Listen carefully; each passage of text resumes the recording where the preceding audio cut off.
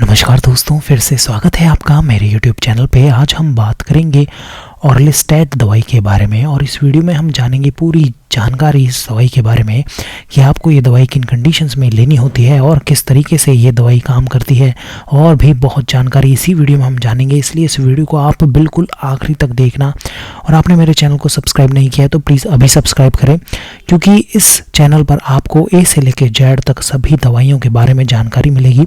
इसलिए इस चैनल को जरूर सब्सक्राइब करें और इस वीडियो को बिना स्किप किए बिल्कुल आखिरी तक देखें, ये मेरा आपसे निवेदन है। चलिए शुरू करते हैं।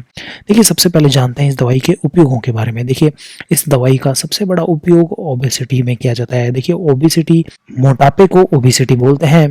तो जब भी किसी व्यक्ति में मोटापा बहुत ज़्यादा बढ़ जाता है तो इस कंडीशन में ऑर्लिस्टेट दवाई का उपयोग किया जाता है। और इसके अलावा और कोई पतला होना चाहता है तो भी ऑर्लिस्टेट दवाई का उपयोग किया जाता है।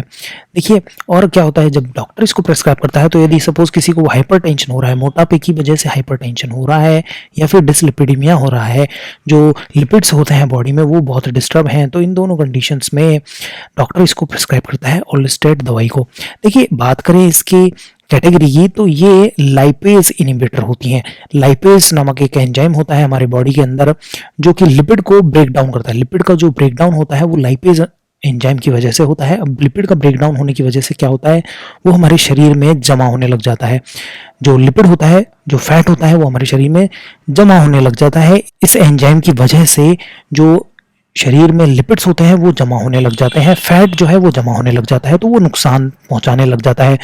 तो ये दवाई क्या करती है, हमारे शरीर में जो लिपिड्स होते हैं उनके एब्जॉर्प्शन को और उनके डिग्रेडेशन को, उसके डाइजेशन को ये दवाई रोकती है। तो क्या होता है, गैस्ट्रिक और पैनक्रेटिक लाइपेज जो एंजाइम होता है वो इस दवाई से इनहिबिट हो जाता है। फिर क्या होता है, जो शरीर में लिपिड्स होते हैं वो डाइजेस्ट ही नहीं हो पाते हैं, तो वो एज इट इज जो है वो शरीर से बाहर चले जाते हैं।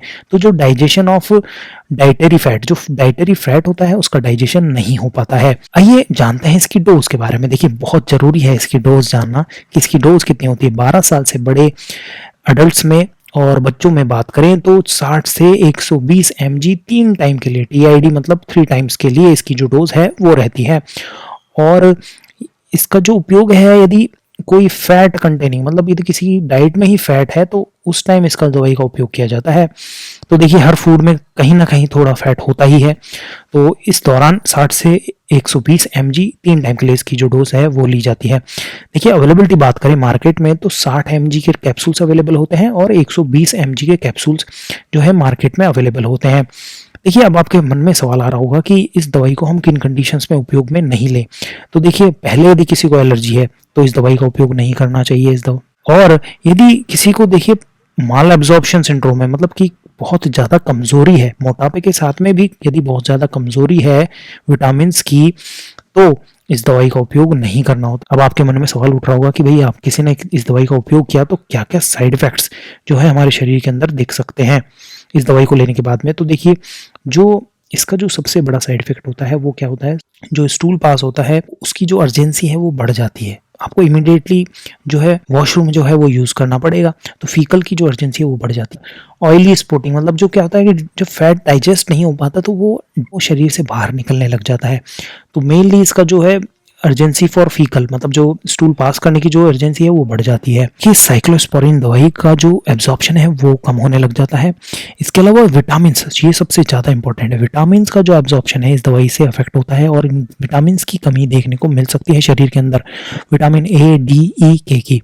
देखिए, वेट, ऑब्वियसली यदि दवाई वेट पे असर डालती है तो वेट को मॉनिटर करना जरूरी है इस दवाई को लेने के बाद में, कि कितना वेट पर असर देखने को मिला। और देखिए, यदि जो मील है यदि फैट नहीं है उसके अंदर तो इस दवाई को लेने की ज़रूरत नहीं होती है। और मल्टीविटामिन जरूर लें इस दवाई के साथ में, यदि आप ले रहे हैं तो मल्टीविटामिन जरूर आप लें, क्योंकि विटामिन की कमी हो जाएगी यदि आप मल्टीविटामिन नहीं लेंगे तो ये था ऑर्लिस्टेट दवाई के बारे में, जो कि मोटापा कम करती है हमारे शरीर के अंदर। ये वीडियो आपको कैसा लगा प्लीज़ आप कमेंट करें, इस वीडियो को ज़रूर लाइक करें और मेरे चैनल को ज़रूर सब्सक्राइब करें। ये वीडियो देखने के लिए धन्यवाद।